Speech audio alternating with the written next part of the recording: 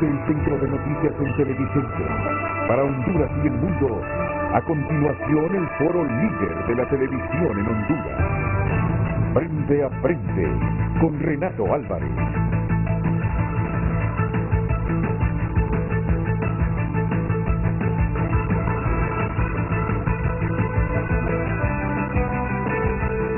Muy buenos días, muy buenos días.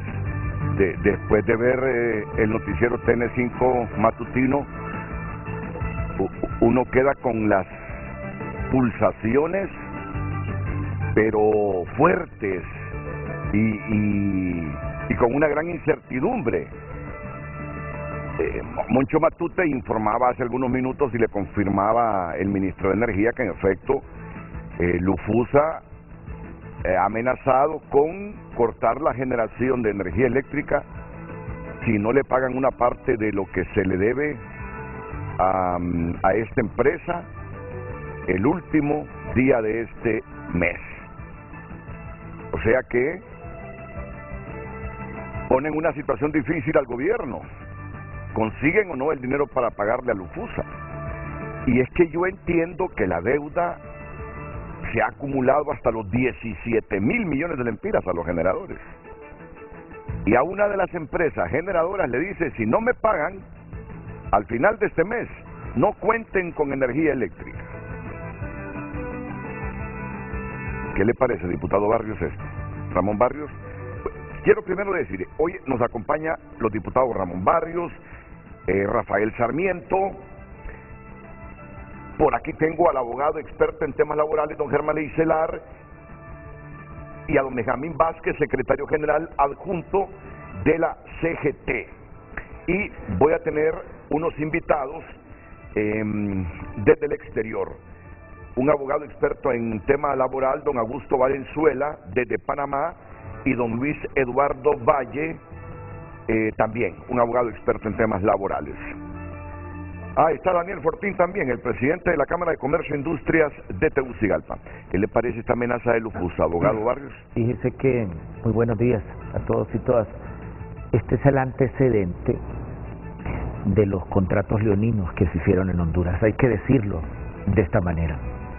Cuando uno revisa estos contratos y todos los contratos que se dieron en los últimos 15, 20 años, no solamente el de energía, pero como estamos hablando de eso, son totalmente en contra de los intereses del Estado.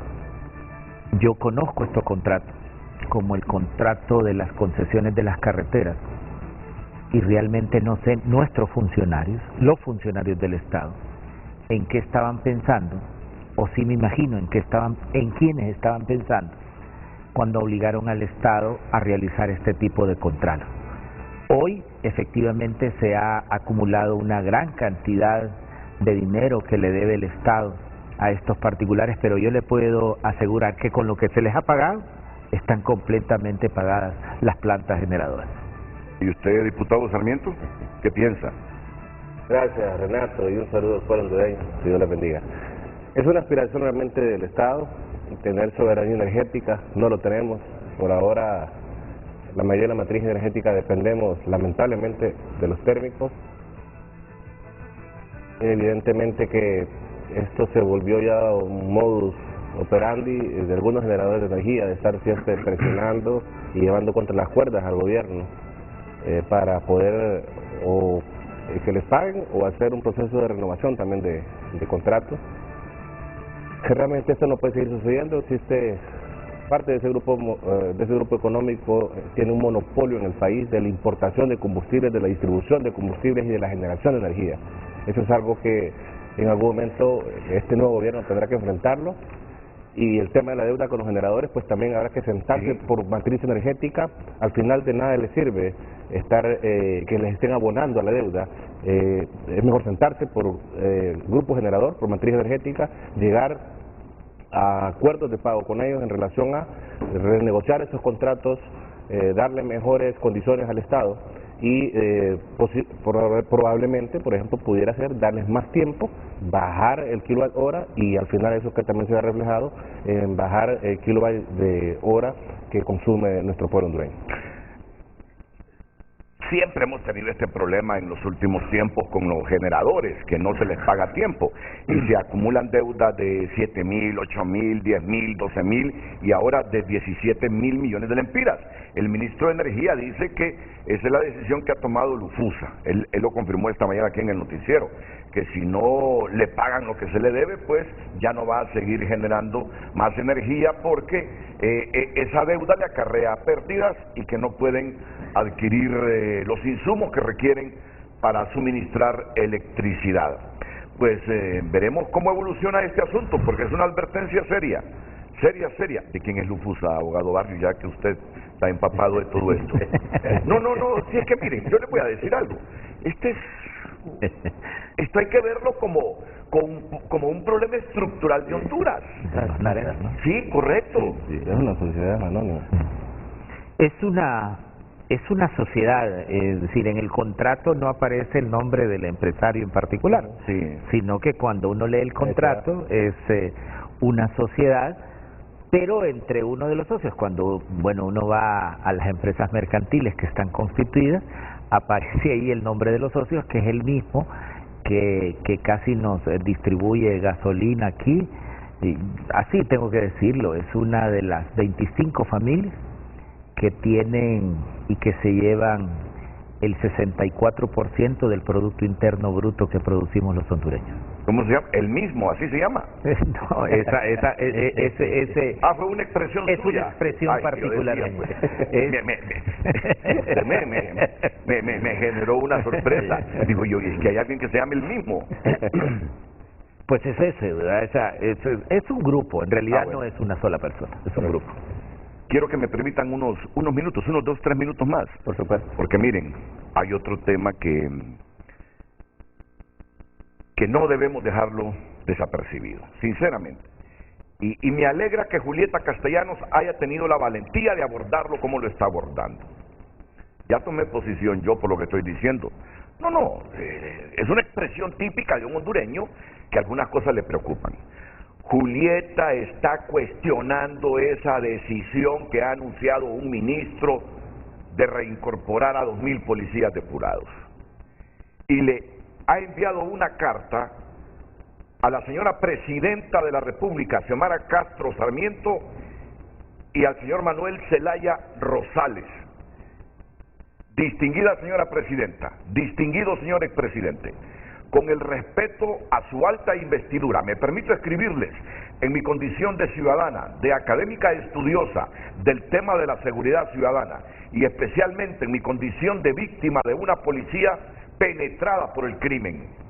Señora presidenta, señor expresidente, el camino para construir la institucionalidad policial profesional ha sido largo, tortuoso y un fracaso.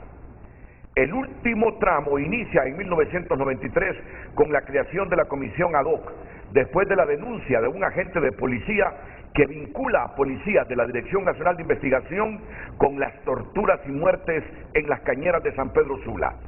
Esta comisión elimina la DNI. En 1996, el presidente Reina, mediante decreto 229-96, ordena el traspaso de la policía a los civiles y autoriza un proceso de depuración de la policía. La comisión la preside el doctor Hernán Corrales Padilla y la integran César Elvir Sierra, Rubén Zamora Abados, Germán Leicelar y Alfredo Landaverde, pero no el Germán Leicelar que tengo aquí a mi derecha. Este es el Germán Leicelar nuevo. El Germán Leicelar histórico es el padre de el abogado Germán Leicelar, aquí está el hijo esta mañana. A finales del siglo XX inicia una escalada del crimen sin precedentes. El año 2005, siendo presidente Ricardo Maduro, se registró una tasa de 37 homicidios por cada 100.000 habitantes.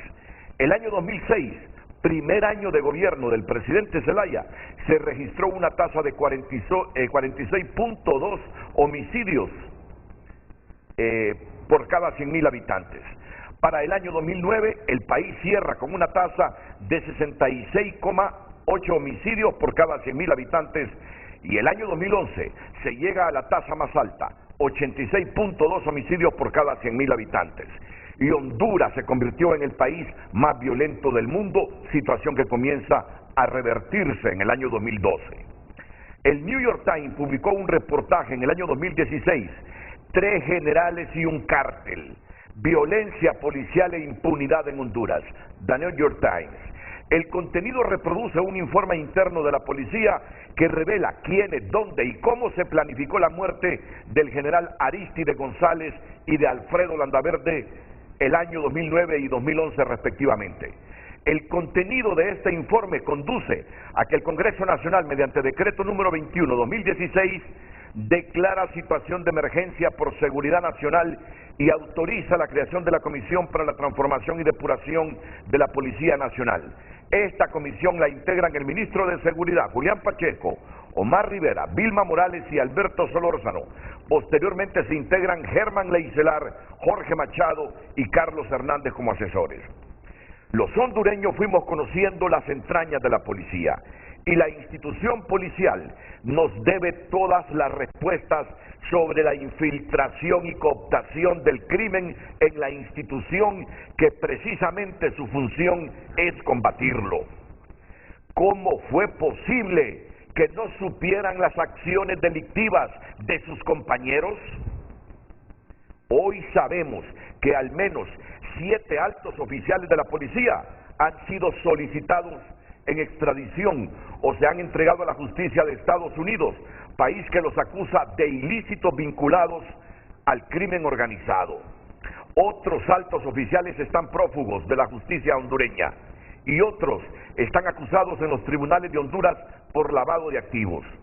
Al menos 6 altos oficiales les acusa el Ministerio Público de haber realizado transacciones financieras por un monto de 3.045 millones de lempiras entre el año 2007 y el año 2017. Los imputados no pudieron justificar estos movimientos bancarios y sus sueldos, según la misma fuente, oscilaron entre los 55.000 y 65.000 lempiras mensuales en este periodo. Su gobierno, señora presidenta, ha decidido reintegrar a policías separados en el último proceso de depuración, justificados en la necesidad de aumentar el número de policías para enfrentar el delito y el crimen. Esta política de seguridad fue la misma del expresidente Zelaya el año 2007 y no tuvo resultados positivos. Las muertes violentas pasaron de 2.417 el año 2005 a 5.265 el año 2009. Datos del Observatorio de la Violencia de la Universidad Autónoma de Honduras. Por otro lado, en contraste, Nicaragua, con 1.6 policías por cada 1.000 habitantes, tiene una tasa de homicidios de 4.4 por cada 100.000 habitantes. En tanto, Honduras tiene 1.3 policías por cada 1.000 habitantes y una tasa de 42 homicidios por cada 100.000 habitantes. Datos para el año 2020. Esta decisión sorprende porque significa una negación de los hechos descritos, un irrespeto a las víctimas de una policía coludida e infiltrada por criminales, un desconocimiento de la historia reciente y un desprecio al trabajo realizado por personas que se arriesgaron al asumir una tarea que le correspondía hacer a la institución policial y al Estado en su conjunto.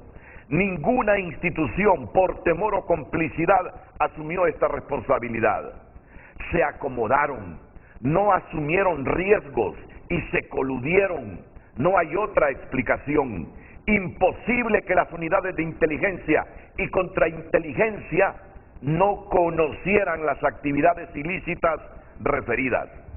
La seguridad ciudadana es un bien público, es una responsabilidad del Estado y las decisiones en este tema como en otros no puede ser resultado de la improvisación, la ocurrencia, la ligereza ni compromisos políticos partidarios.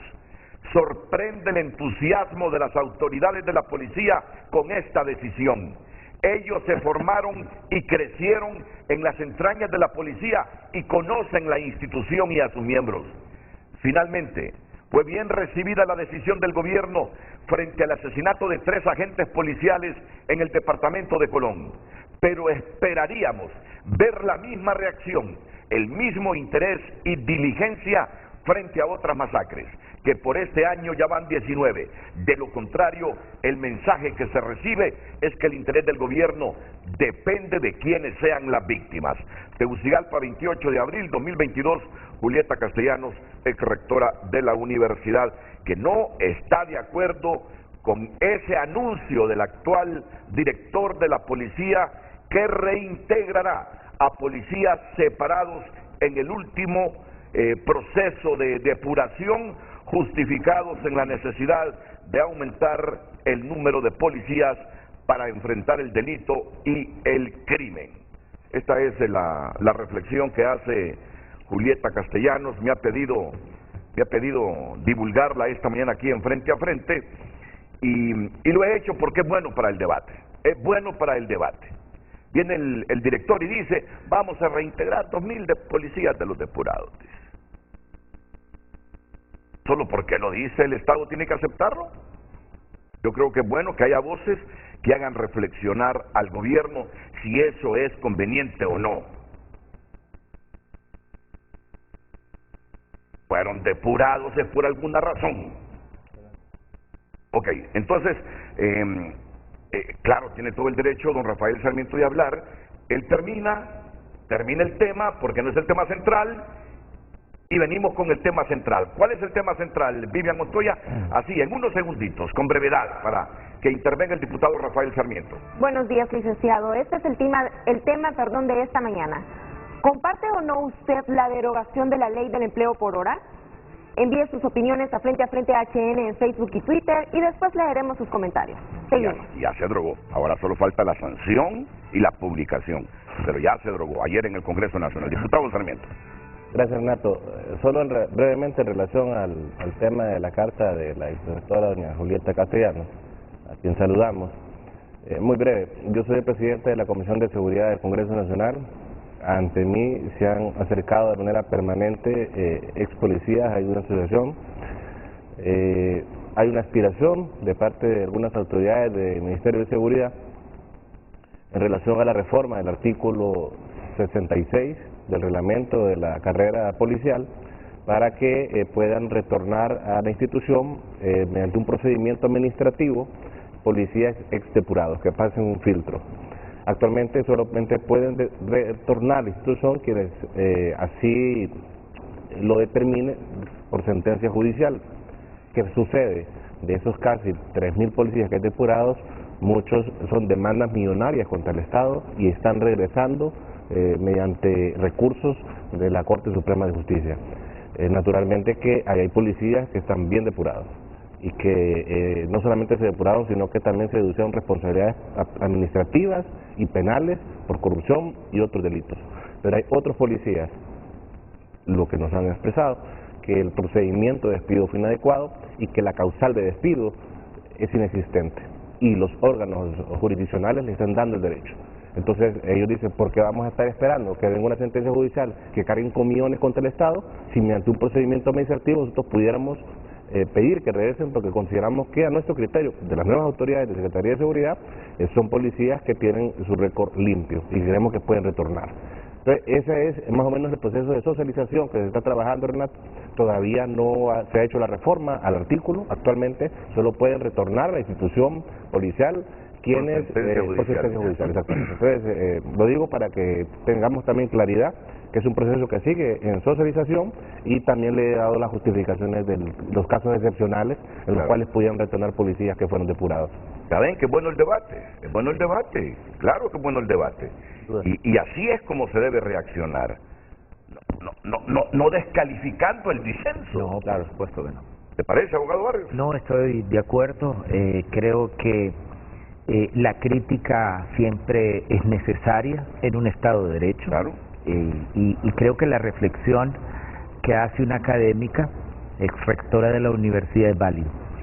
Conozco el caso de muchos exoficiales que demandaron al Estado.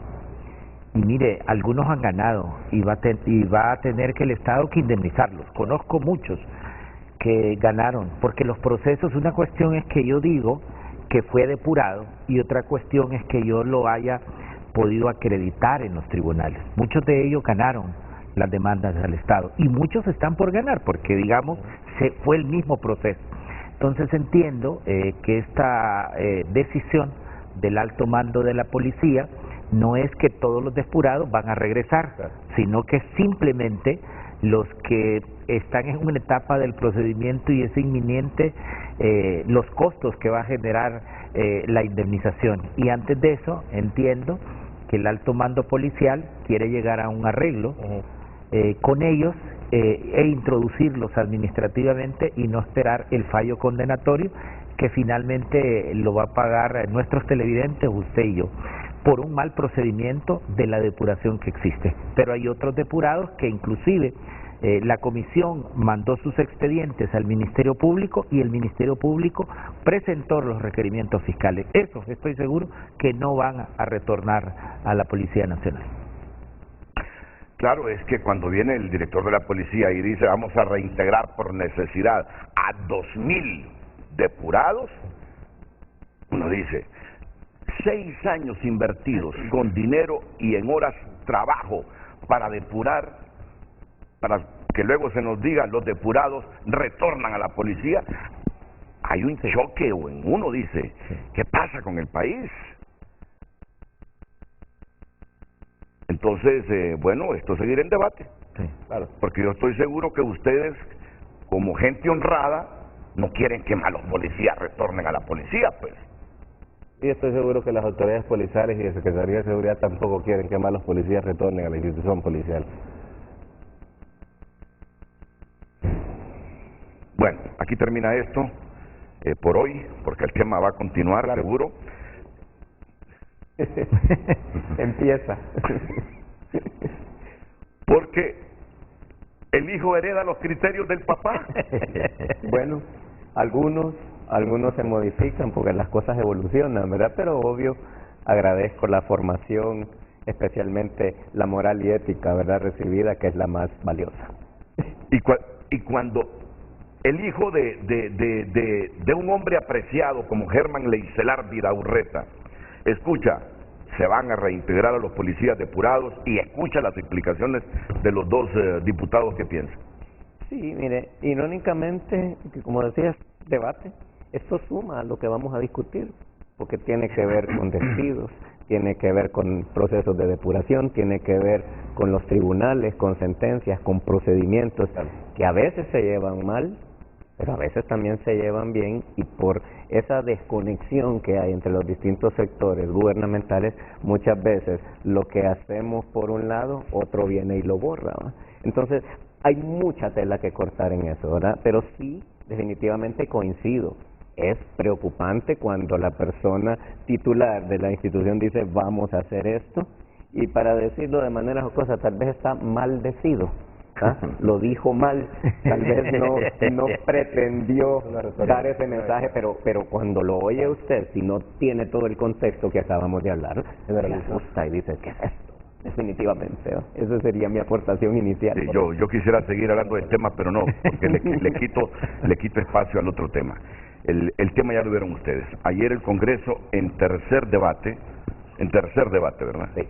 Aprobó la derogación de la ley del empleo por hora, y señala que 40.000 trabajadores contratados bajo la modalidad de empleo por hora no podrían ser despedidos de sus puestos de trabajo.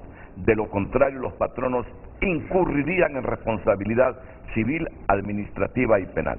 O sea que si son 40.000 los empleos por hora en este momento activos, al derogar esta ley, si dice el empresario, no, a todos los que tengo empleados por hora los voy a despedir. Viene el Congreso y dice, no podrán ser despedidos de sus puestos de trabajo los empleos bajo esta modalidad, de lo contrario los patronos incurrirían en responsabilidad civil, administrativa y penal. Y hay otro párrafo que dice, el patrono o empleador de naturaleza pública o privada que incumpla, disminuya o transgreda los derechos de los trabajadores, incluido el despido o la cesación, será responsable civil, administrativa y penalmente según corresponda conforme a derecho. Este es el tema, la repercusión que la derogación de esta ley del empleo por hora tiene para Honduras. Después de la pausa, el debate aquí en Frente a Frente con los diputados Ramón Barrios, Rafael Sarmiento, Germán Leicelar, Benjamín Vázquez, Daniel Fortín y desde el exterior Augusto Valenzuela y Luis Eduardo Valle, que ya los tenemos precisamente en pantalla.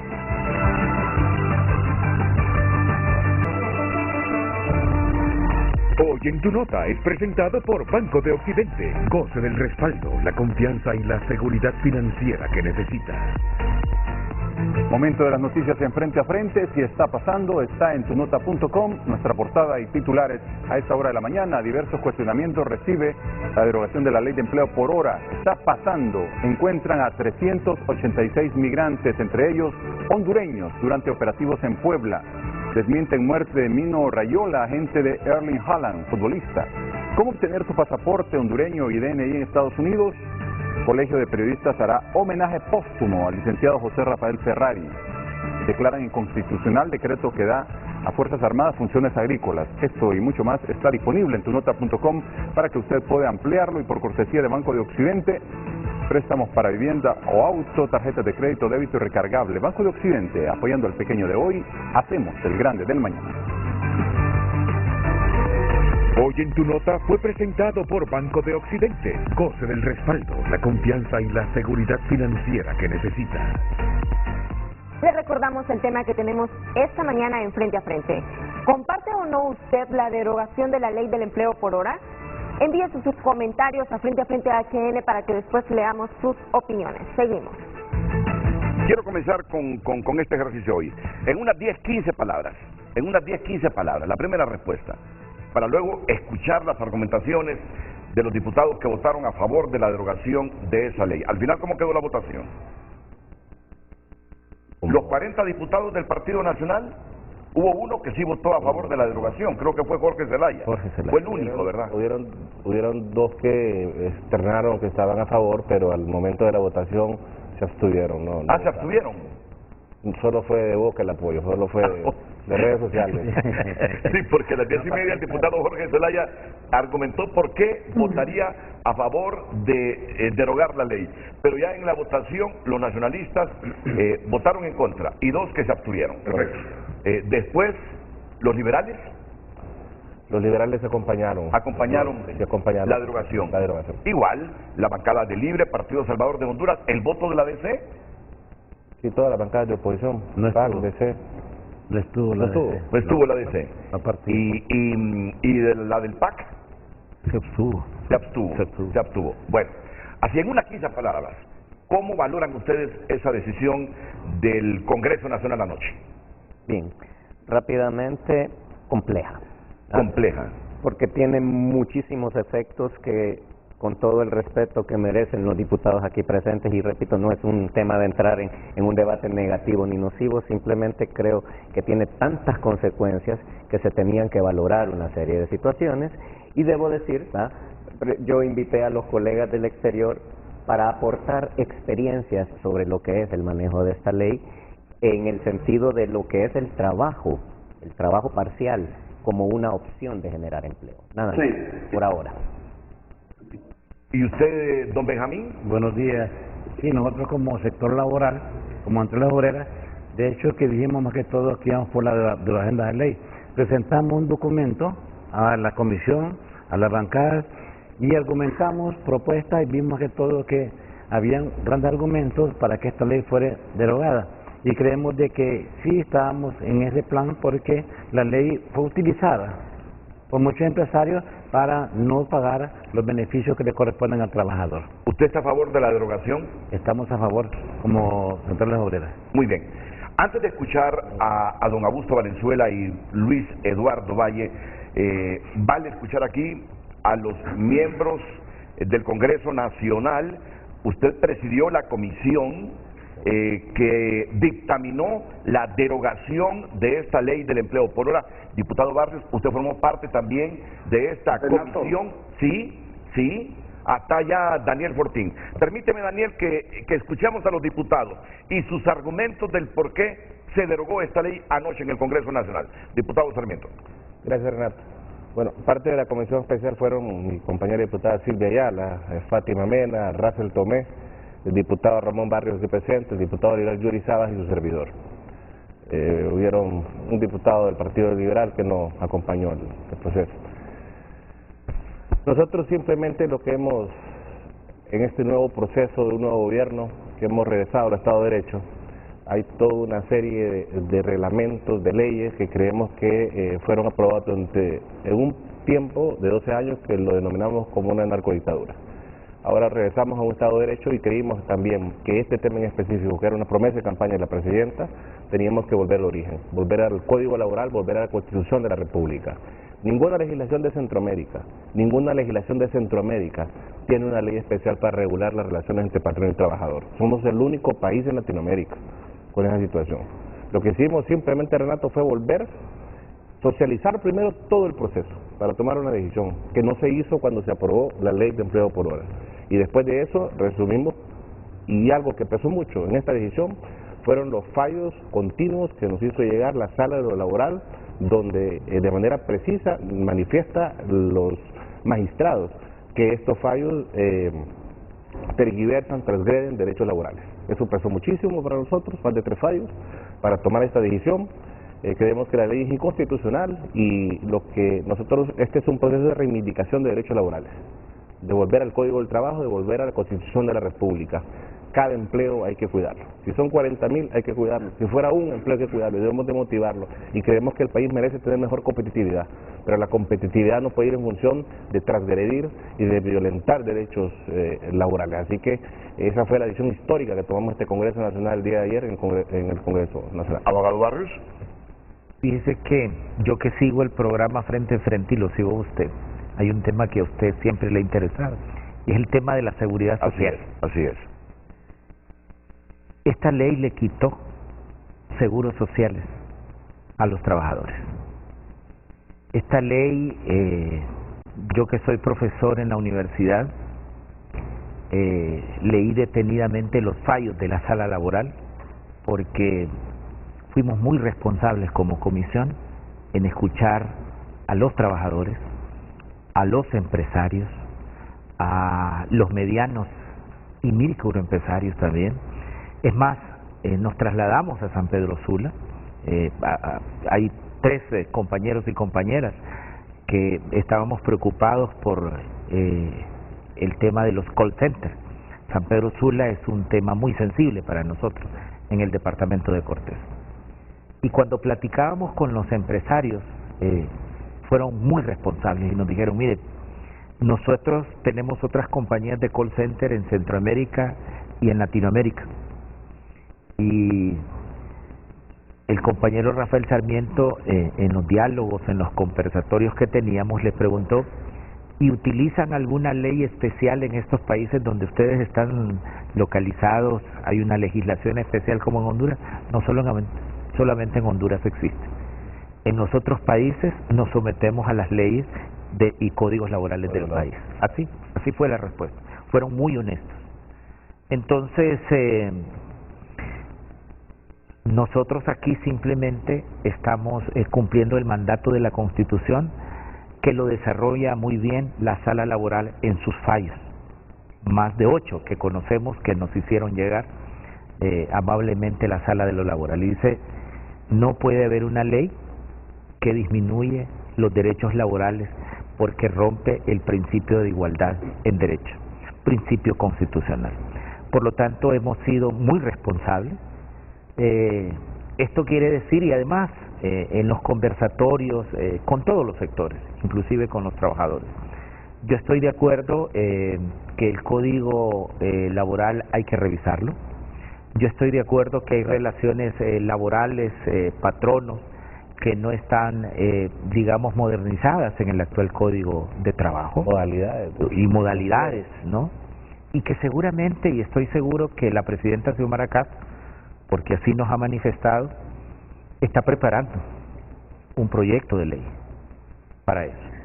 pero de inmediato hemos sido responsables nosotros, no solamente por una cuestión de que la presidenta lo había prometido como un tema de campaña, sino porque nuestra decisión como comisión en el dictamen realmente fue muy responsable.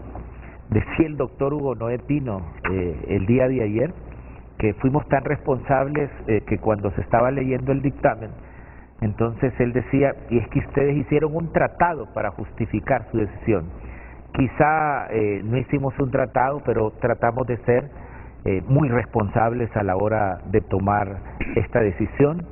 Mire, tenemos empresarios muy responsables, sobre todo yo reconozco los del norte, y nos dijeron, Claro. tengan la seguridad que si se deroga la ley, nuestros colaboradores son tan especiales para nosotros, por ejemplo en los call centers, que no podemos seguir existiendo como empresa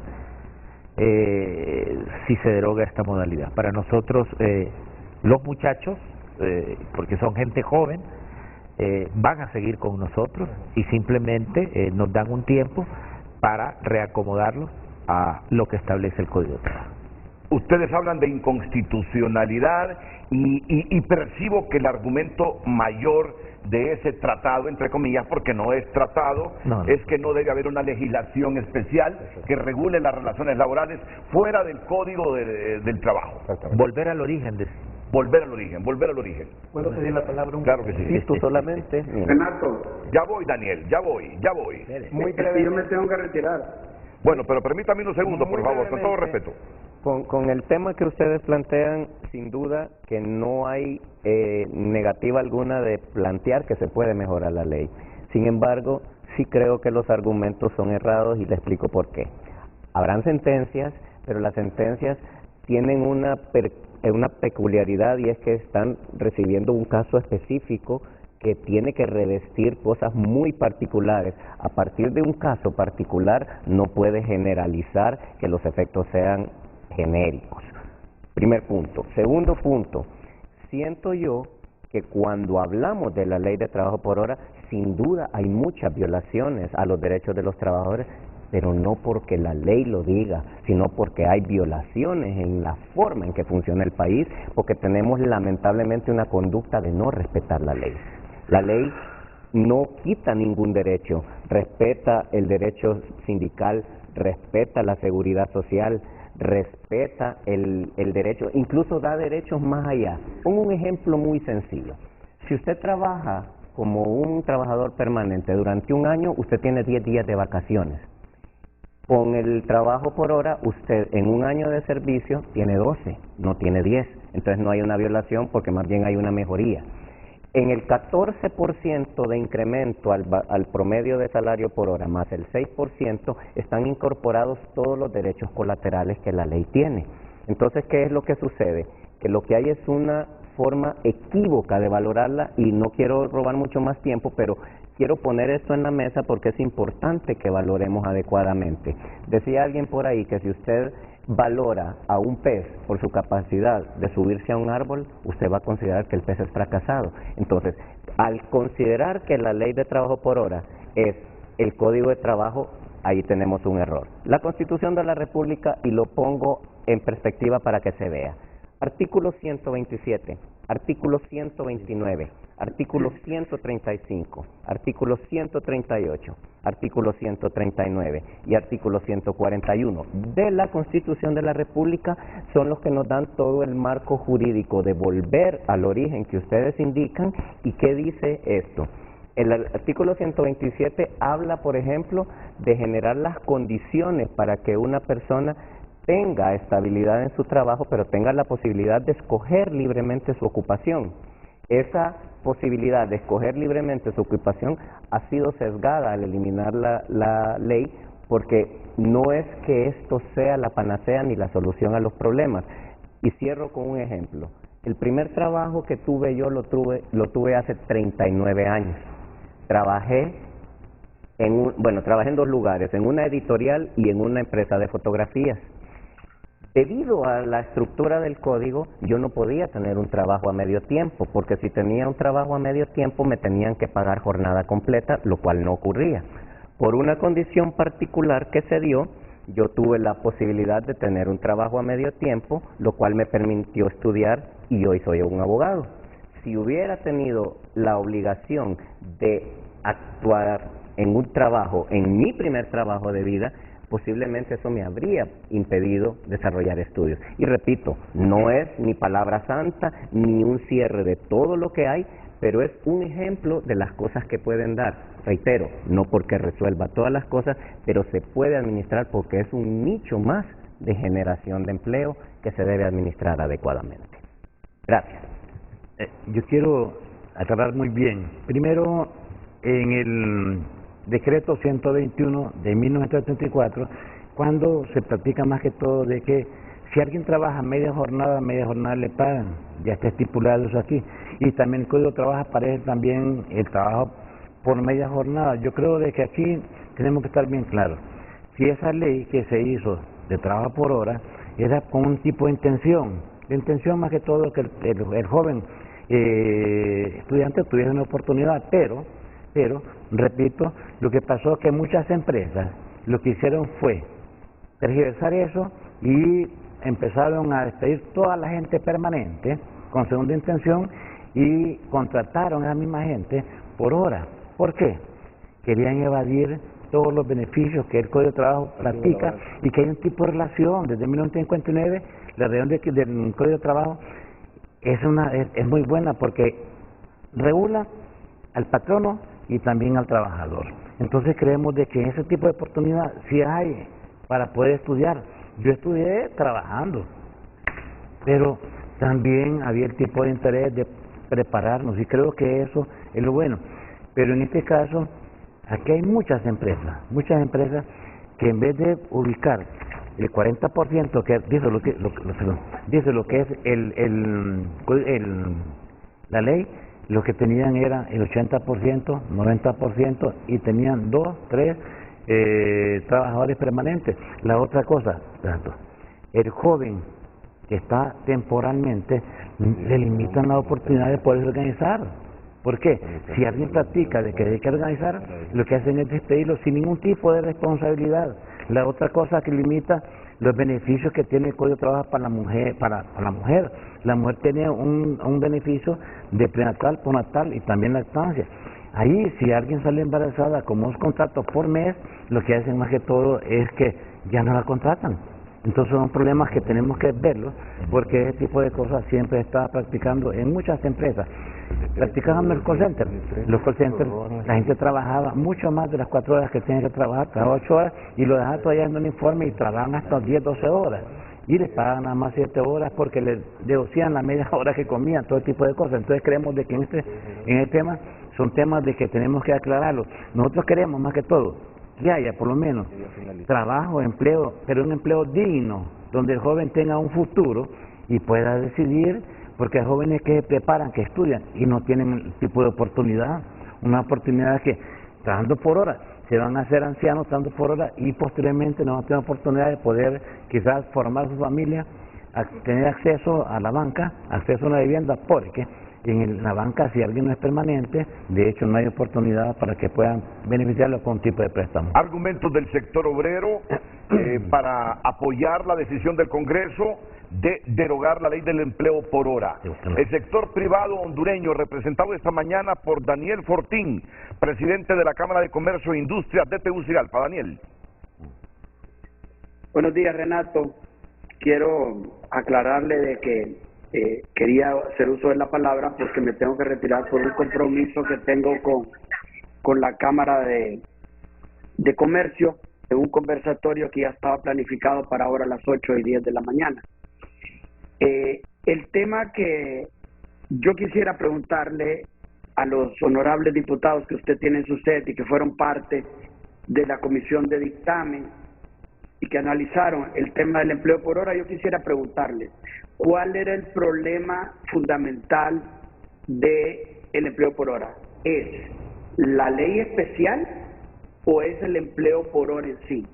Porque si es la ley especial, porque no la modificamos, se dio un vacatius legis por un tiempo, se perfeccionó la ley y se establece una ley por hora como lo pueden haber en todos los países del mundo, si lo quieren incluir en el Código del Trabajo, que pueden pues arreglar el Código de Trabajo, ya que data desde hace tanto tiempo y todo ha cambiado en el mundo, no solo por la tecnología, sino que por la pandemia y todas las circunstancias que hoy no vivimos en el mismo tiempo que se hizo el Código de Trabajo, estas reformas que se han hecho.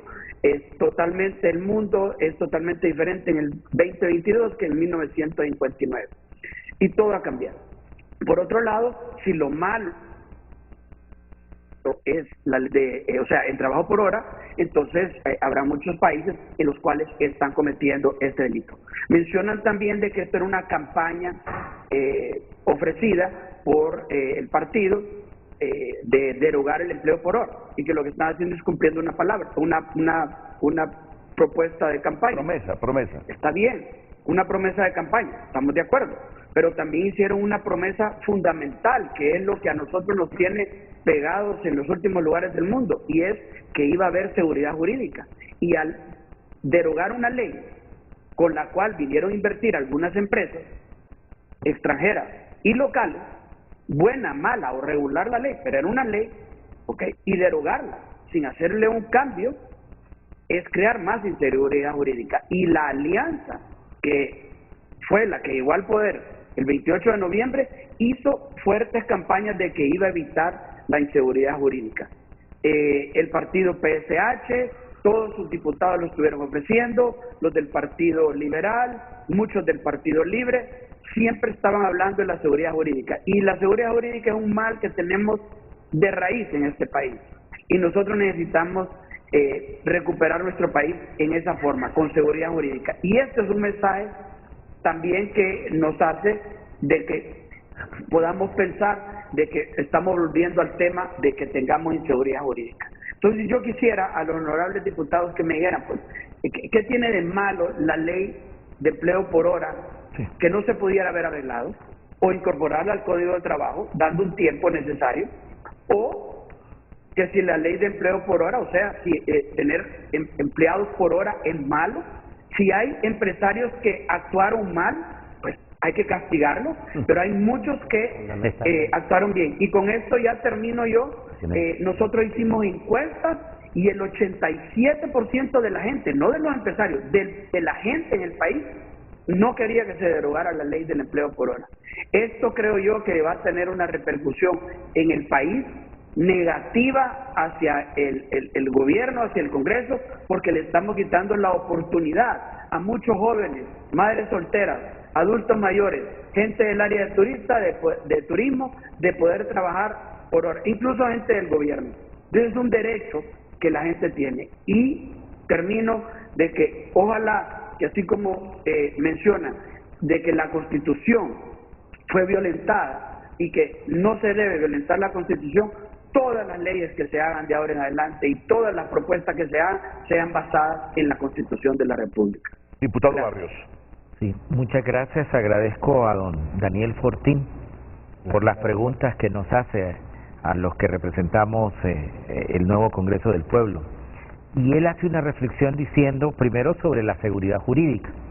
Siempre que se habla de seguridad jurídica, pareciera que se habla de seguridad jurídica de los empresarios, pero es que los trabajadores también necesitan seguridad jurídica, los ciudadanos necesitamos seguridad jurídica, y precisamente, don Daniel, con el tema de la seguridad jurídica, y usted nos pregunta, bueno, ¿y por qué no reformaron la ley? Porque la ley de entrada es inconstitucional, y aquí le voy a responder por qué. Mire, cuando se aprobó esta ley, se aprobó, el Congreso había habilitado que se prorrogaran las sesiones desde el 1 de noviembre del 2013 hasta el 19 de enero del 2014. Usted puede, digamos, ver ahí cuando se sancionó la ley, señor Fortín. ¿Y sabe cuándo se aprobó esta ley? El 20 de enero. ¿Qué pasa el 20 de enero? ¿Qué dice la Constitución de la República? Vean la ley, don Daniel. Ahí le estoy respondiendo. ¿Por qué por seguridad jurídica no podíamos tocar una ley que nació inconstitucional, que contrariaba la Constitución de la República? Irresponsablemente el Congreso emitió esta ley el 20 de enero del 2014, cuando ya los diputados no estaban en funciones porque estaba tomando posesión otro nuevo Congreso. Precisamente, señor Fortín, don Daniel, no podíamos tocar una ley que de forma era totalmente inconstitucional. Eso se llama seguridad jurídica. Y en este momento que tenemos un Congreso que fue electo uno el 21 y otro el 23 y no han arreglado ese asunto, ¿cómo quedan todas estas leyes, derogaciones de leyes? ¿Va a venir otro en el futuro a venir a decir que todo lo que hicieron ustedes está mal? No, eso está... O sea, es que volvemos a lo mismo, o sea, seguimos cometiendo los mismos errores, y así nunca vamos a salir adelante. Porque yo le digo, la presidenta tomó posesión con una juez natural, estando el presidente que tenemos del Congreso Nacional al lado, porque no le tomó la promesa de campaña el presidente en ese momento. Entonces, si nosotros nos ponemos a ver todos esos detalles, todos esos detalles de que esto estaba malo, que esto estaba malo, que esto estaba malo, no vamos a llegar nunca a resolver el problema del país. Empecemos hoy a hacer un plan a corto, mediano y largo plazo que nadie pueda cambiar. Ningún gobierno, ningún partido lo pueda cambiar, y que vayamos en una ruta de mejorar el país, haciendo los cambios necesarios para todo, absolutamente todo, porque todo en este país hoy día es un problema. Tienen problemas en todos los sectores, y no me digan que son heredados, porque ya lo sabíamos, todos lo sabíamos. No hay que ser mago para saber que venimos a un país que está en el suelo. Entonces, yo lo que les pido es que tengan un plan a corto, mediano plazo, que lo consensuemos, que todas las partes estén de acuerdo en sacar este país adelante, porque eso es lo que nosotros queremos. Nosotros no queremos estar peleando en medios de televisión, queremos consensuarlo antes, que todo sea arreglable, que usted quede contento y yo quede contento y el pueblo quede contento y la sociedad civil quede contenta, porque ustedes mencionan, estamos en el Congreso del Pueblo. ¿Quién es el pueblo? El pueblo somos 9 millones de habitantes, todos tenemos que quedar contentos. Y yo les digo una cosa, hagamos las encuestas necesarias para ver si lo que ustedes hicieron anoche, la gente está contenta con ello. Nosotros ya la hicimos, no está contenta la gente. Entonces, no es tema de pelear y de decir, yo les pregunté nada más que si estaba mala la ley, ¿por qué no la perfeccionamos? O que me dijeran que no va a haber empleo por hora en Honduras nunca más en la vida. O sea, eso es lo que yo les estoy preguntando, no lo estoy cuestionando, eso está nada más. Don Daniel, veo que ya cambió el argumento, es decir, precisamente ahora, es decir, inicialmente le contesté, ¿por qué no reformamos una ley que nació inconstitucional? Usted cambió el argumento. Mire, es que la ley y el empleo por hora ya existe en el Código del Trabajo, es decir, esa modalidad ya está contemplada. Y por el otro lado, esta comisión fue muy profesional, nosotros también hicimos encuestas. Cada vez que nosotros fuimos a los centros de trabajo y en el tema específico de call center, nos entrevistamos con los muchachos que trabajan y en los testimonios que tuvimos ahí. Mire, aquí fue el 100% de los muchachos que nos decían, de verdad, porque nos entrevistamos personalmente con ellos, fuera de sus empleadores, fuera de sus jefes, y nos decían, de verdad, que habemos toda una generación que pareciera que no conocemos qué es vivir, como lo hicieron ustedes, bajo el amplio abanico de tener la seguridad social que nos plantea, que nos asegura el Código de Trabajo. Así que, con respecto a la legalidad de la Junta Directiva que preside el ingeniero Luis Rolando Redondo Guifarro, este Congreso no tiene ninguna posibilidad, ninguna duda de la autenticidad, de la legitimidad y la constitucionalidad de esta Junta Directiva. Tanto es así que ya van 2 votaciones que los compañeros del Partido Nacional que están en oposición han votado unánimemente en las resoluciones.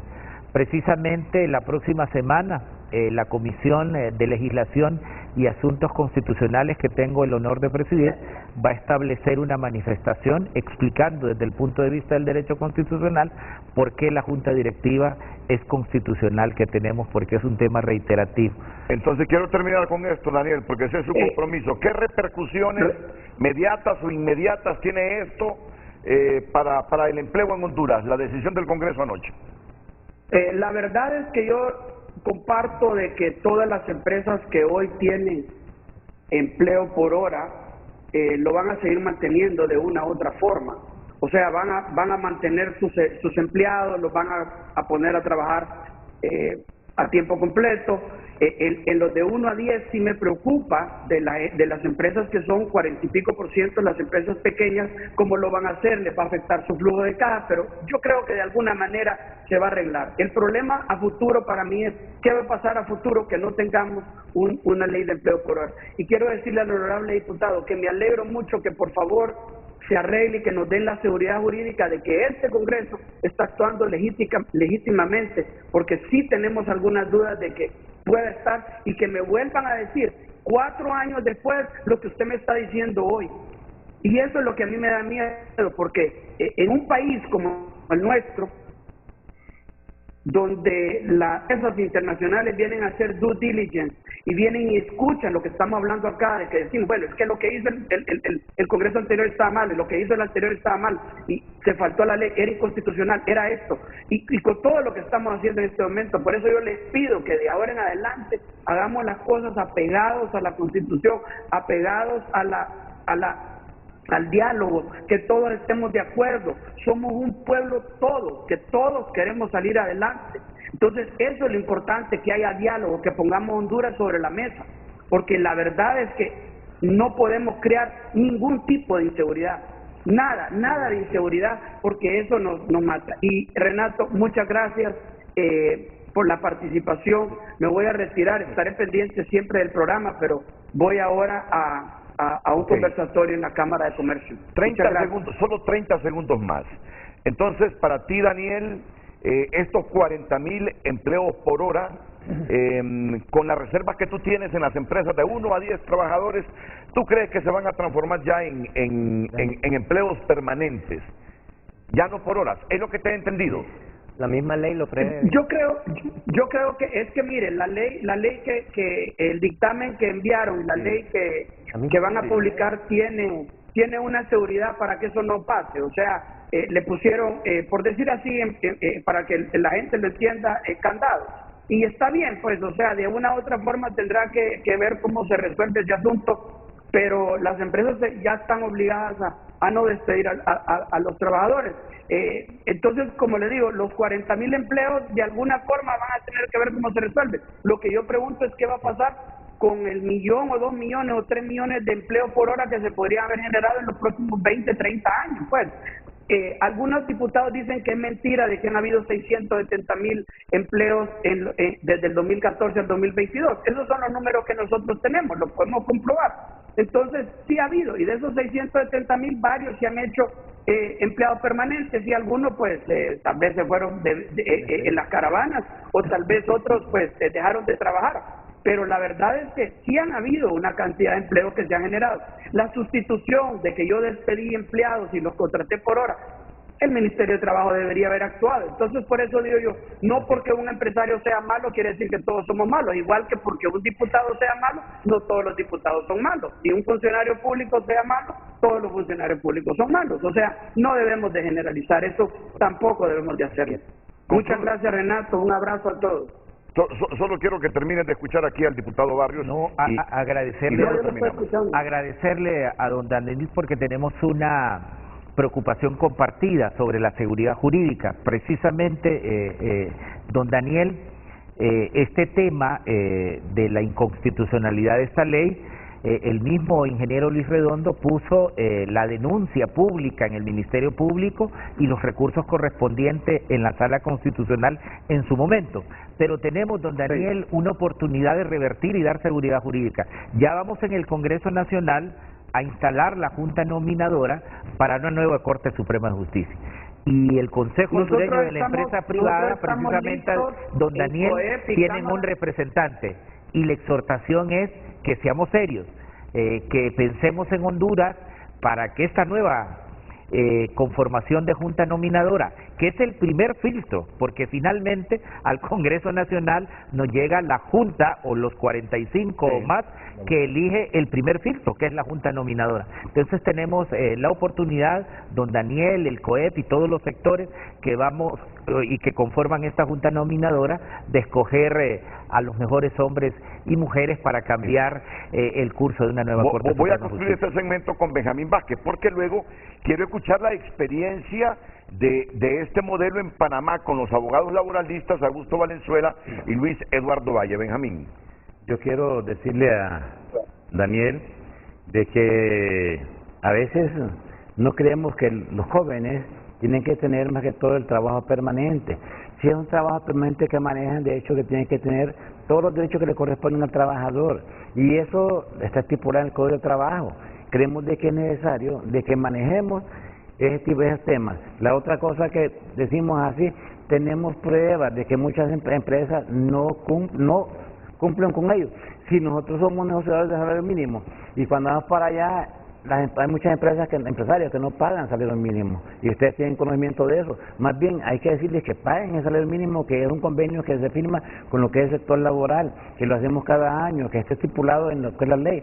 Entonces creemos de que estas cosas tenemos que manejarlas muy bien. Nosotros como sector laboral estamos siempre dispuestos al diálogo, porque pensamos más que todo en el país, pero pensamos en que la juventud tiene que tener oportunidad para poder desempeñarse trabajando, siendo útil a la patria.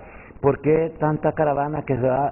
Porque no hay un tipo de oportunidad para la juventud. Nosotros siempre hemos dicho, aquí tenemos que tener una política de empleo para que el joven que ingresa al mercado laboral tenga un tipo de oportunidad, una oportunidad para que tenga un salario digno, un trabajo digno, donde pueda disponer de muchas cosas y gozar del tipo de beneficios que corresponden al trabajador como tal. La Constitución de ese tipo de beneficios al trabajador, y también el Código de Trabajo como tal, como cuestión de relación del trabajo y capital. Gracias. Muchas gracias, Benjamín. Pues hay muchos insumos para escuchar ahora la opinión de Augusto Valenzuela y Luis Eduardo Valle, abogados expertos en temas laborales, y de hecho aquí el abogado Germán Leicelar. Después de la pausa, siempre con la presencia de los diputados Ramón Barrio, Rafael Sarmiento, me despido del presidente de la Cámara de Comercio e Industria de Tegucigalpa. Volvemos después de estos consejos.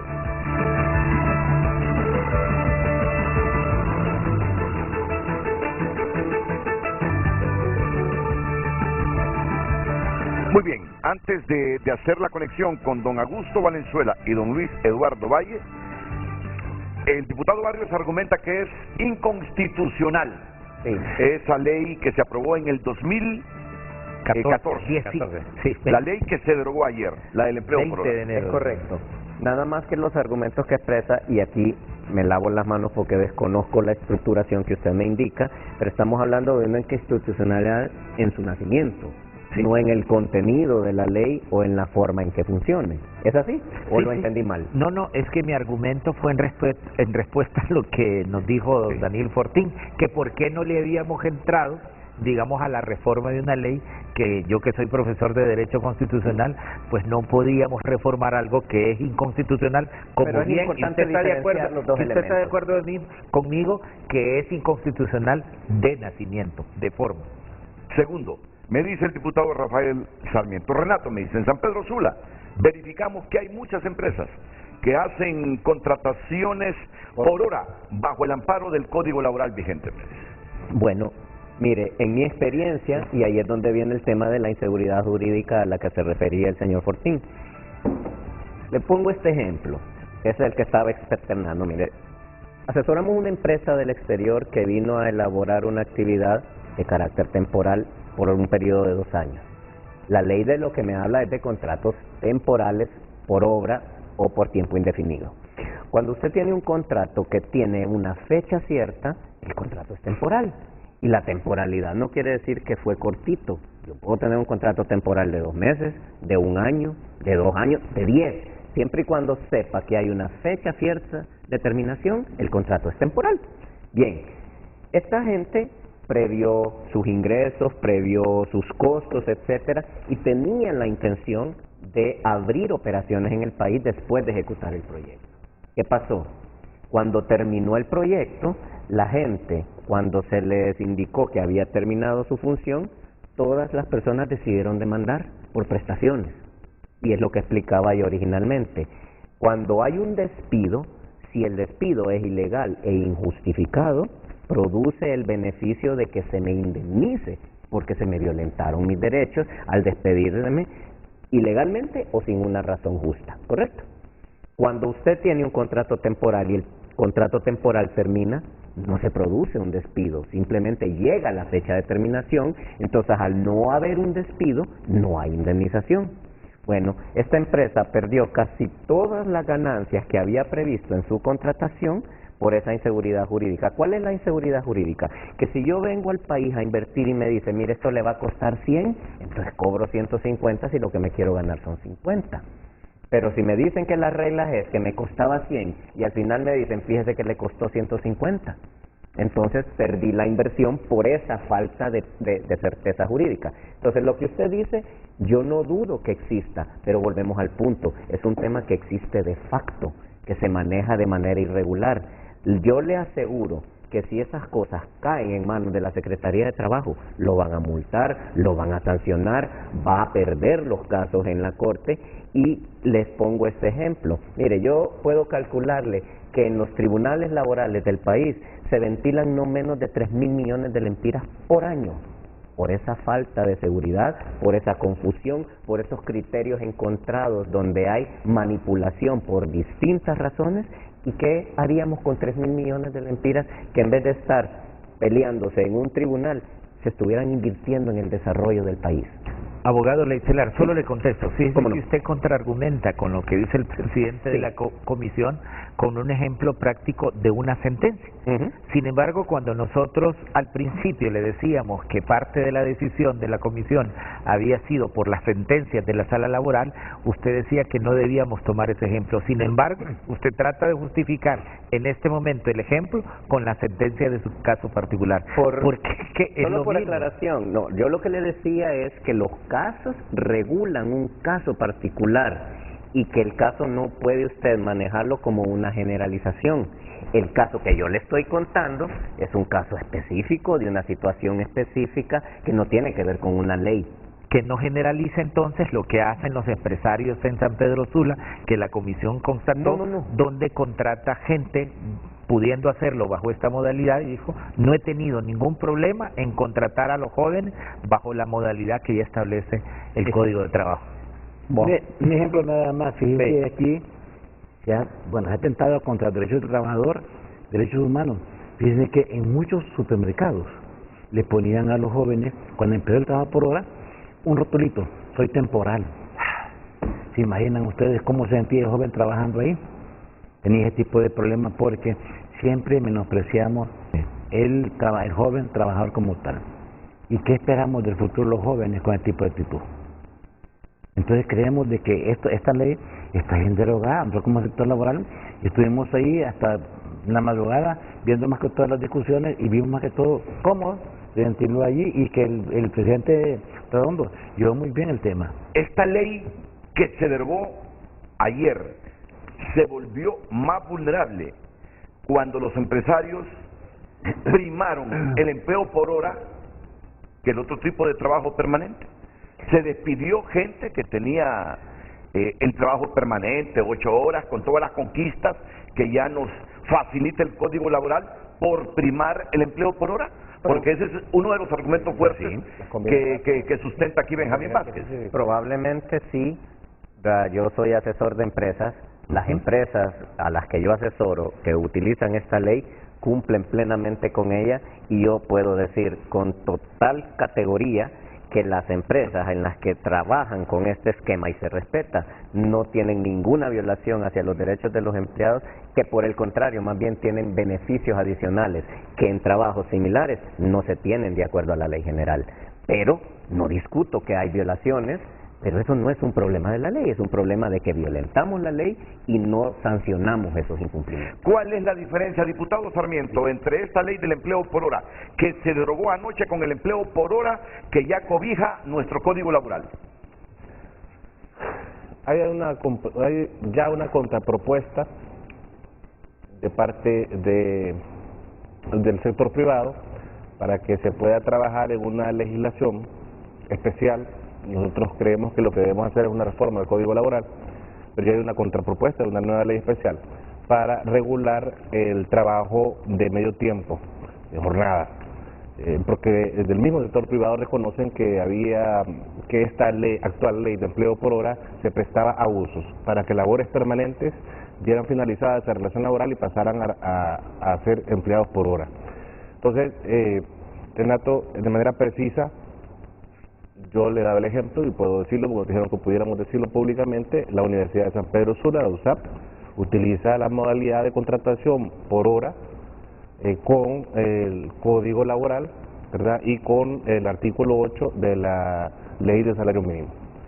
De tal forma que ellos contratan por hora y al final de la relación laboral ellos pagan las prestaciones laborales y pagan por hora proporcionalmente las horas que trabajan en relación al salario mínimo de los abogados, por ejemplo. ¿A qué tipo de contrapropuestas se está refiriendo? Porque los empresarios se están preguntando, bueno, ahora que derogaron este asunto, ¿cuáles son las opciones que nos presentan ustedes? Le dicen a los diputados. Claro, nosotros estamos en total apertura, Renato, incluso de manera insistente el sector privado nos pedía que lleváramos este asunto de la socialización al CES. Bueno, ahora vámonos al CES, vámonos con el sector privado, vámonos con las centrales obreras, con la clase trabajadora, para crear la contrapropuesta o la reforma del Código Laboral o una nueva ley especial. Nosotros creemos que lo que debe existir es una reforma del Código Laboral. Hay total apertura de parte del Congreso Nacional. ¿Reforma orientada a qué? Orientada hacia la jornada de trabajo, porque manifiesta el sector privado que si solo se trabajan determinada cantidad de horas tienen que pagar jornada completa. Así que ahí donde ellos piden que haya reforma para poder dinamizar la contratación por hora establecida en la Ley de Salario Mínimo y el Código Laboral. Que se pague proporcionalmente. Que se pague proporcionalmente. A las horas que se trabajan. Y al final, siempre pagar las prestaciones laborales, al final, visar totalmente la Miren que ese puntito es clave. Ese puntito es clave. Antes del abogado, nosotros como sector laboral presentamos 17 inconsistencias que tenía la ley y ya tenemos aquí las inconsistencias. Primero, creemos de que el Código de Trabajo estipula ya claramente que si alguien trabaja más de 2 meses en una empresa, se queda permanente y quedan los derechos para él. Aquí hay muchos jóvenes que tienen ya más de 1 año, 2 años de trabajar temporal por hora y no tienen ese tipo de beneficio. Y un beneficio que les da la posibilidad de accesar a todo tipo de beneficios, como es la banca, como es vivienda, todo tipo de cosas. Creemos de que esto es necesario para que la juventud tenga ese tipo de beneficios. Recordemos que el joven piensa también en formar su hogar y cuando su hogar, así con la ley temporal por hora, es trabajito de empleo, no le da la posibilidad para poder hacer muy bien, muy bien. Mire, hay conceptos fundamentales como la antigüedad, la permanencia y la continuidad que se tienen que analizar de manera separada porque el derecho, sabemos, es una ciencia y las cosas no son antojadizas. Pero tengo una pregunta muy puntual. Si la ley o el Código del Trabajo prevén la actividad que prevé la Ley de Trabajo, ¿por qué necesitamos reforma del Código? Vuelvo y repito, nos manifiestan algunos miembros del sector privado que quieren que les apoyemos en cuanto a la jornada de medio tiempo, que después de trabajar determinada cantidad de horas debe pagarse la jornada completa. Entonces que a ese articulado especial nos piden que creamos o una ley especial o una reforma del Código Laboral. Eso es algo que nos podemos sentar a construirlo para ayudar a dinamizar, específicamente en el tema de cada precisamente el punto. La Ley de Trabajo por hora es una ley especial, pero ustedes hace un momento aseveraron que el trabajo, que la Ley de Trabajo por hora regular ya existe en el Código, pero ahora me está diciendo que le han pedido que por favor haga una reforma al Código para que exista. Entonces me confundo. Pero son los empresarios que nos piden. Hay un decreto ya que es 121 de 1974 que estipula que si alguien trabaja media jornada le paga como tal. Claro. Pero si ahora, aquí lo que pasa es que en este trabajo por hora ya pasaban de 34 horas, que era el máximo que decía la ley dice, y sin embargo no le pagan la jornada completa. Entonces son problemas que están dando y que Bueno, yo no soy asesor de empresas así, pero que sí conozco más que todo porque los mismos trabajadores han ido de nosotros a plantear el tema este, y es un tema bastante importante porque la juventud también quiere Usted estar lo que dice que para qué van a crear otra legislación especial o hacer reformas al Código Laboral si ya las contemplaba la ley que derogaron anoche. Es correcto, Es lo que se plantea ahí usted. veo una contradicción. Eso es lo que el sector privado nos ha planteado, es lo que yo estoy externando. Nosotros como diputados no podemos cerrarnos a propuestas que nos hagan sectores.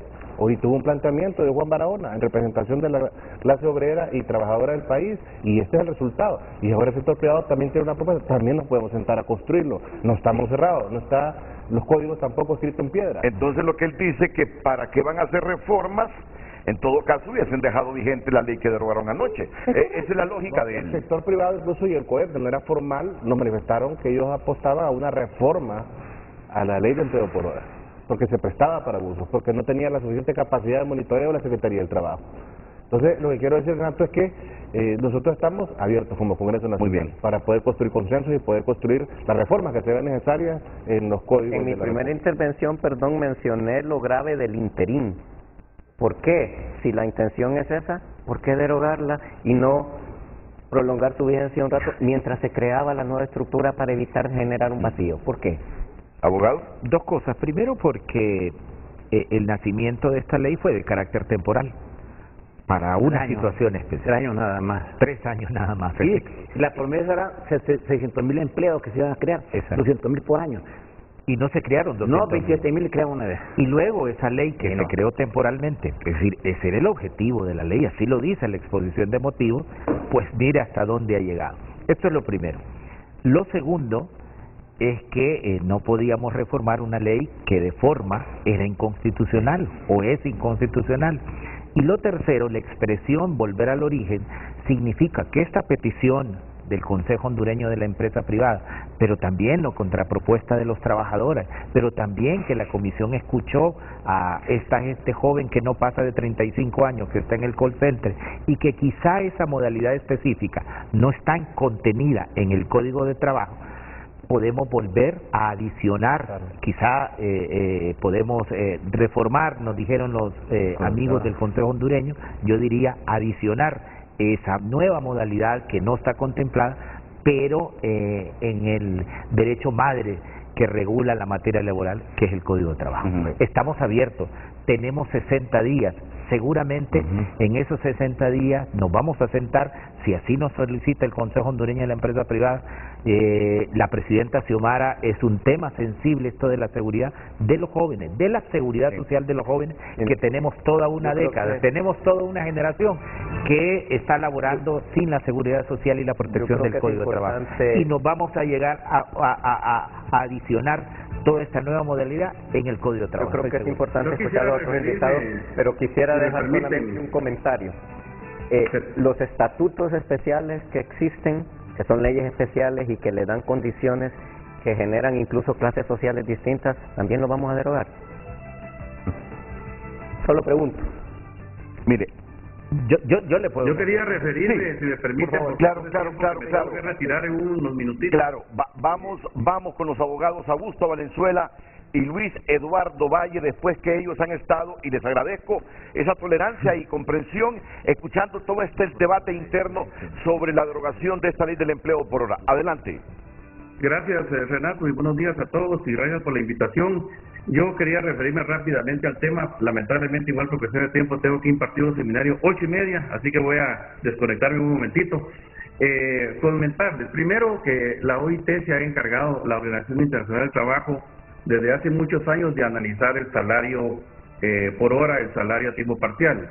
De hecho, como todos sabemos, la Organización Internacional del Trabajo está constituida por trabajadores, por empresarios, por gobiernos, y tripartitamente en el año 94 emitió el convenio 175 sobre trabajo activo parcial. Si al más alto nivel de la organización que maneja las relaciones laborales en el mundo y orienta las relaciones laborales en el mundo se contempló el tema de tiempo por hora, pues nosotros como Guatemala, comentarles el caso nuestro, ratificamos el convenio oportunamente, se emitió un reglamento que por cierto fue cuestionado en la Corte Constitucional y la Corte le dio total respaldo al reglamento que no era inconstitucional. De alguna manera creo que siendo de una naturaleza tripartita la OIT, pues todos han estado de acuerdo tripartitamente en Ginebra sobre ese punto. De tal manera que hemos pensado que en Guatemala sí hizo necesario para poder generar empleo. Creo que eso es importante considerarlo y el mismo convenio de la OIT establece de una manera categórica que no se puede vulnerar ningún derecho laboral. Tienen todos los derechos laborales y nació precisamente la legislación para proteger a los trabajadores. Tienen derecho a seguridad social, a derecho de sindicalización y todos los beneficios que la ley establece.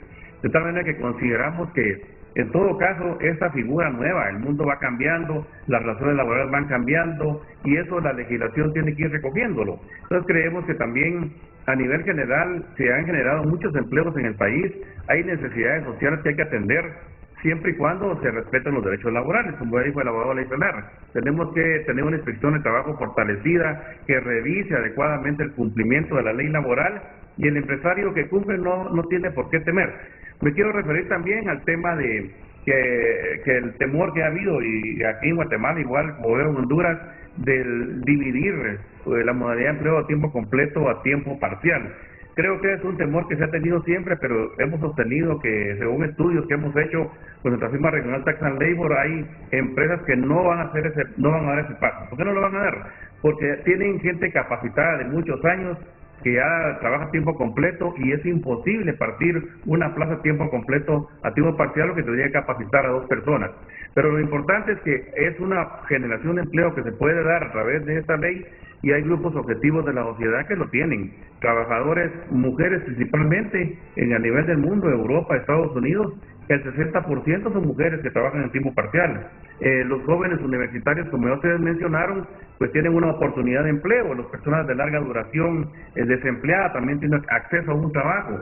Las personas de la tercera edad, como ya se mencionó, también tienen esa posibilidad de empleo. Entonces yo creo que es cuestión, a mi juicio, de establecer el marco jurídico adecuado, que se respeten lo que se dice en ese marco jurídico y que las autoridades competentes, como la inspección laboral, cumpla con su función de fiscalizar el cumplimiento de la ley. Pero creemos que a nivel de inversión igualmente cada país tiene que ser atractivo y de alguna manera darle esa certeza jurídica de que existe esa figura puede atraer inversión al país y eso puede generar empleo. De lo contrario, pues estamos con una informalidad increíble en nuestros países. Guatemala es un ejemplo. Tiene más del 70% de la economía informal, de la población económicamente activa en la economía informal. Y solo el 30% tiene derechos laborales, tiene seguridad social, pero a través de esta figura se puede incorporar esos derechos para más población en el país. Fíjense que escuchando al abogado Augusto Valenzuela desde Guatemala, yo creo que una de las grandes debilidades de esta ley que se derogó anoche estuvo justamente en la supervisión. Creo que ese fue el talón de Aquiles y ahí es donde falla la institucionalidad del país, en esa supervisión para aplicar la ley, para que se aplique la ley. Antes que se vaya, quiero que el diputado Sarmiento escuche también la opinión que tiene el abogado Luis Eduardo Valle desde Panamá sobre este debate interno de los hondureños. Por eso agradecemos a ustedes que opinen sobre un problema nuestro, que nos den luz sobre problemas nuestros. Adelante, abogado Eduardo Valle en Panamá. Buenos días a todos y gracias por la invitación. La experiencia de Panamá es muy distinta a la que se están mencionando de Honduras y Guatemala. Nosotros como tal no tenemos una legislación especial para, digamos, el salario por hora, el trabajo por hora o tiempo parcial. Nuestra legislación, que es el Código de Trabajo, que sí estamos en la misma situación que se comenta en la mesa, a diferencia que en Panamá todavía no hay el impulso de querer modificar el Código de Trabajo, porque ya tenemos un Código de Trabajo de hace 50 años que no se ajusta a la realidad, nomás por empezar. En el momento que se hace el Código de Trabajo no existe Internet, entonces aquí ya hay una discongruencia de los trabajos que pueden aparecer versus lo que estaba hecho en los códigos de trabajo de Latinoamérica, que todos datan de por lo menos de 1980 para atrás. Ahora, ¿cuál es la diferencia nuestra o por lo menos nuestra experiencia? En Panamá siempre se ha podido contratar por hora. Es decir, yo puedo establecer un contrato, pero aquí estamos viendo 3 factores. Primero, la contratación, es decir, cuánto tiempo vas a trabajar a la semana. O sea, que yo te contrato por 20 horas a la semana, 40 o 48, que es el máximo para Panamá. Entonces yo pudiese perfectamente contratarte por 20 horas. Es decir, eso es lo que sería el equivalente a una media jornada de lunes a domingo. pero eso no me exime a mí de que esta persona tiene derecho a 13º mes, a vacaciones, a beneficios colectivos si la empresa está sindicalizada, y el trabajador cotiza en razón de lo que gana, es decir, cotiza, porque aquí viene el segundo punto, que es seguridad social. No importa que ganes $100 o ganes $1,000, tú cotizas porcentualmente tu cuota aparte. En el caso del trabajador son 9.75 para efecto de la seguridad social. No importa el salario que él tenga o el horario que tenga, sea que trabaje media jornada, 6 horas al día, 8 horas al día, o haga sobretiempo, en razón de lo que gané al mes, en razón sobre eso se me descuenta la seguridad social. Hay una obligación por el simple hecho de trabajar, no en qué modalidad yo trabajo, sino por el simple hecho de trabajar ya yo pago seguridad social. Entonces no tenemos este tema. El otro tema es que nosotros también partimos de que el salario mínimo se pacta ya por hora. Nosotros tenemos salario mínimo por hora, por actividad económica. Entonces no tenemos la dificultad que existía en la ley de salario por hora, de que había un formato y una fórmula de cómo dividir el salario mensual para aterrizar en la rata por hora. Entonces, si ustedes me preguntan mi humilde opinión, mucho del tema también de estas leyes que se crearon en 2014, que era temporal, es la ultra regulación de de tratar de regular todas las posibles circunstancias que se den en el ámbito laboral.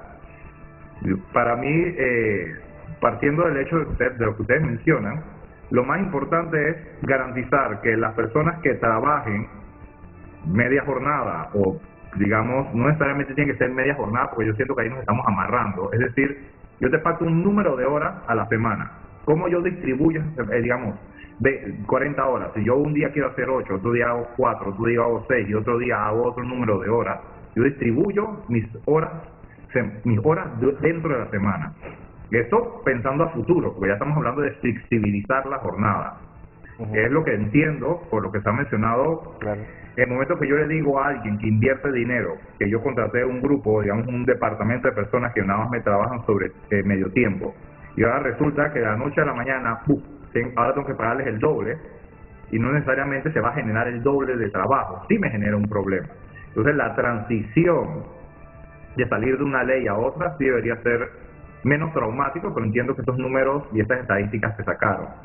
Ahora, lo cierto es que esto no soluciona el problema, porque nadie me indica que la empresa, por más que quiera cumplir con la ley que ya no existe, no estoy en la capacidad económica de mantener a una persona, pagarle un salario de 8 horas cuando nada más lo tenía contratado por 4, y entonces tengo un candado que dice que si lo despido, entonces voy a tener una consecuencia penal y civil. Entonces nos pusimos todos en una camisa de 11 varas.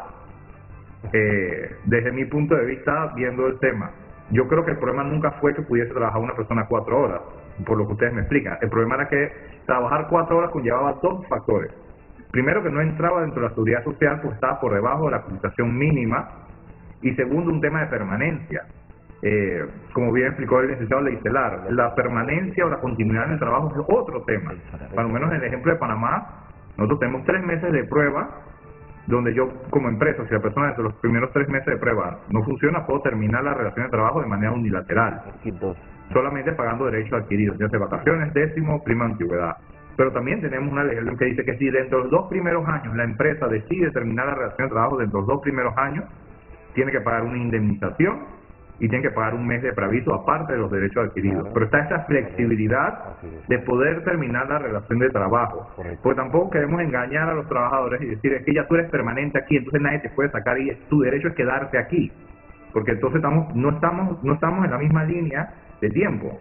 Antes uno entraba a un trabajo y se quedaba 50 años y así se jubilaba en un trabajo. Hoy en día el trabajador joven, por el dinamismo del mercado laboral, generalmente va a estar en varios trabajos.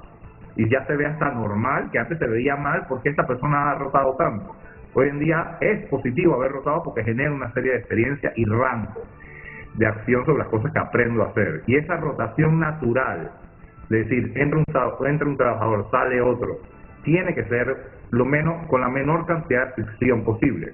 Pareciera que cuando tenemos normas así, donde dice, no puedes despedir a alguien, es permanente por fuerza, no lo vas a poder mover, y eso es lo que estoy buscando mediante la legislación, para de ser atractivo, porque no es el mercado laboral que tenemos hoy en día. Ahora, regresando de vuelta al punto, si el trabajo por hora es bueno o malo, definitivamente tiene su áreas buenas, es decir, si la circunstancia se presta, personas que estudian, personas que tengan 1 o 2 trabajos porque deciden tenerlo, personas que tienen responsabilidades familiares en sus casas, que deciden o buscan un trabajo a medio tiempo que esté disponible, pero que eso no signifique que por yo decidir trabajar a medio tiempo, entonces no puedo cotizar a mi seguro social y esperar una jubilación. Sí. Creo que ahí está la discongruencia. Nosotros sí tenemos, y no hemos tenido, nuestra legislación ha sido igual desde 1972 a la fecha, ha tenido una serie de modificaciones, pero tienen que ver más que todo con otros temas. Nosotros sí estamos empezando a hablar hoy en día en Panamá de flexibilizar la jornada desde el punto de vista de reorganizarla. Es decir, que yo necesariamente, si estoy 6 días a la semana, que yo pueda trabajar 4, pero que yo acomode todas mis horas en esos 4 días de manera que pueda tener los otros días libres o sin labor. Así es. Pero ahí hay un tema de si me paso de las 8 horas o no, porque estaríamos compensando tiempo con tiempo. Ahora, sí veo positivo de que se está hablando de reformar un código de trabajo que en nuestro país el código de trabajo es una panacea que no debe ser tocada, pero eso trae otra serie de externalidades negativas, porque me empiezo a quedar en el tiempo.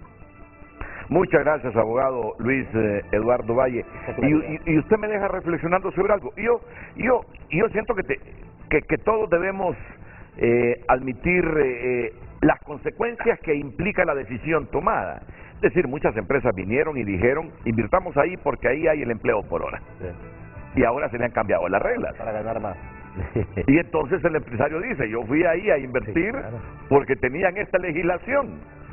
Cuando ese empresario mira que le cambie la legislación, mire, es que yo vine por la legislación que tenía, pero ya la derogaron. Hay que admitir que son los riesgos que se corren con esto, ¿verdad? Sí. Y a eso se le llama inseguridad jurídica. A eso se le llama... yo quiero estar bien claro. Yo creo que la seguridad jurídica, aquí nos estamos enfocando en la forma y en el proceso jurídico. Yo creo que aquí lo importante, todos los que estamos en derecho laboral, lo más importante es que la relación de trabajo se dé y que tanto el capital genere el beneficio esperado y que el trabajador esté protegido y que tenga un trabajo digno, como se dice.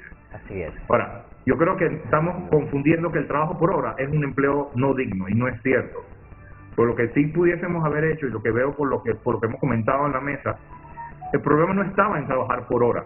El problema estaba en que si yo trabajo por hora, ¿por qué yo no tengo los mismos beneficios que tiene el trabajador de tiempo completo?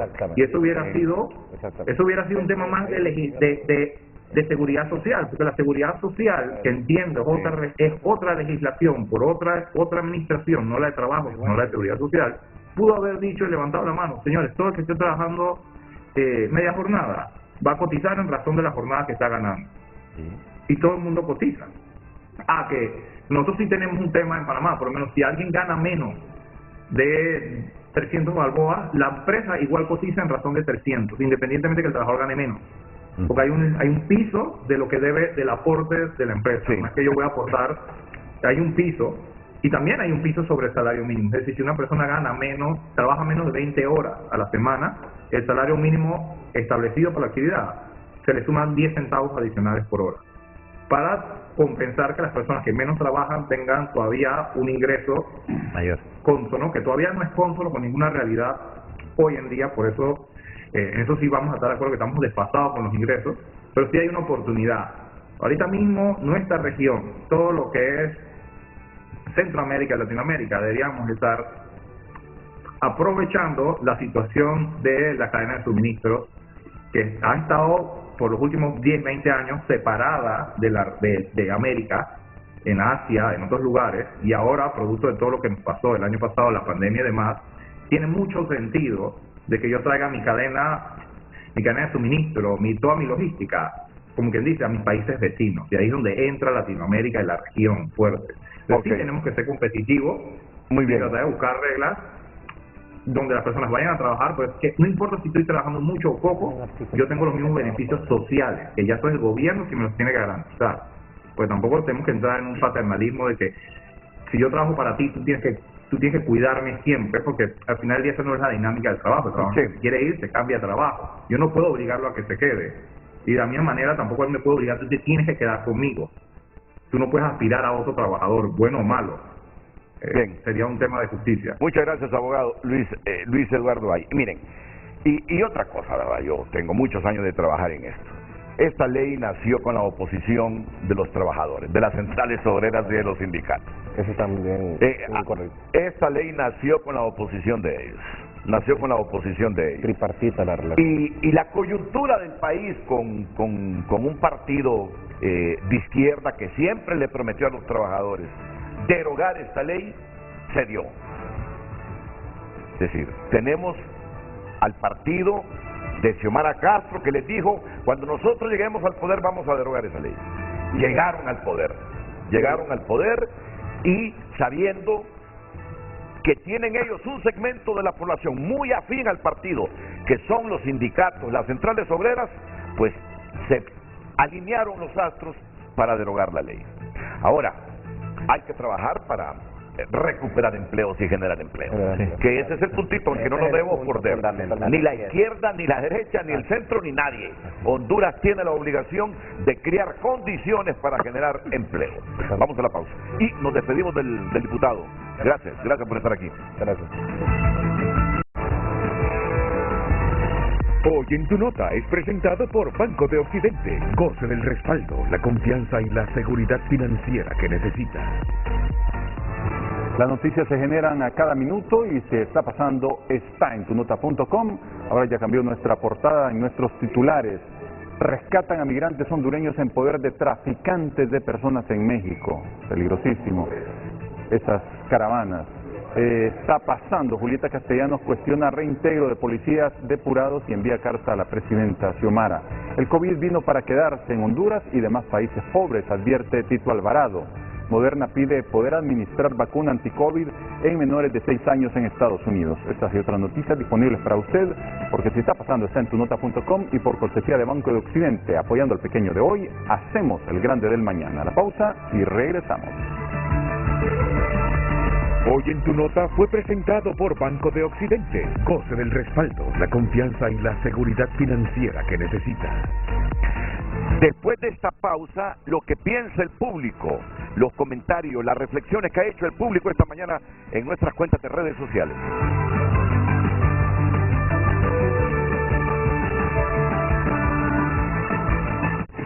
Ya regresamos a Frente a Frente.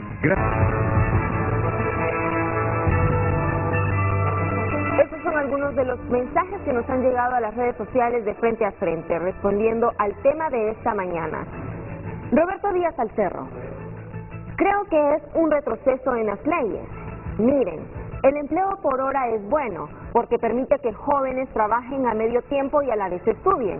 Lo malo es que las autoridades del trabajo nunca supervisaron que los patrones cumplieran con la ley como se debe. Miriam Díaz: cualquier modalidad de empleo permanente o por hora, hoy por hoy solo vivimos para sobrellevar el día. El empresario siempre va a ganar, porque sin ellos el país no tiene inversión.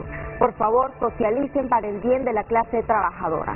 Vicente Hernández: la ley no es mala, pero no hubo supervisión del Estado y los malos empresarios abusaron. Y en cuanto a la energía, ya es tiempo que estaticen la energía. Esos equipos ya están súper pagados, que hagan arreglo de pago para la deuda y el Estado que administre al 100% la generación de energía.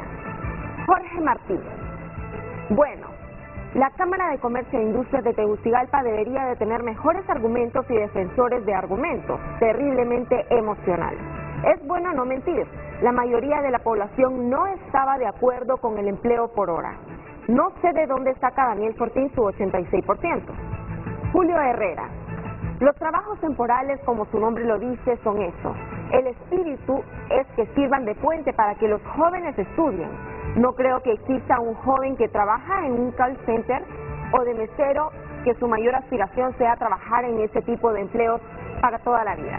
Vamos a una nueva pausa comercial. Son las 8:55, solo tengo unos 45 segundos para cada uno de mis panelistas. Comienzo con el abogado diputado Ramón Barrios. Muchas gracias. Hemos sido muy responsables en el proceso de conversar con todos los sectores para llegar a esta decisión de derogar una ley que nació con carácter temporal, de forma con contenidos inconstitucionales y realmente simplemente hemos vuelto al sentido de la Constitución, que todos los trabajadores, si todos somos iguales ante la ley, los trabajadores son iguales ante las conquistas que ya estaban señaladas en el Código del Trabajo. Muchas gracias, abogado. Abogado Leicelar, unos 30 segundos, por favor. Bueno, muy rápidamente, mire, como decíamos hace un rato, más allá del tema de la ley, no se trata de defender una ley, se trata de defender al país. Y lo que necesitamos es que, más allá de que esté derogada o no, yo insisto, no creo que sea inconstitucional, excepto por los aspectos de forma que usted mencionó, pero hay muchas cosas que rescatar porque el país necesita esos elementos para crecer y para generar más empleo, que es el punto esencial que estábamos tocando. Muchas gracias, Benjamín. Gracias, Rampe, por la invitación. Nosotros como sector laboral estamos bien claros que estamos siempre dispuestos al diálogo, somos amantes del diálogo y creemos de que estamos preparados para ello, pero que también estamos claros que no queremos desempleo, lo queremos más que todo que haya un empleo, pero empleo permanente, para que el joven tenga oportunidades, tenga un empleo digno de que pueda disponer para siempre. Gracias. Muchas gracias, Benjamín.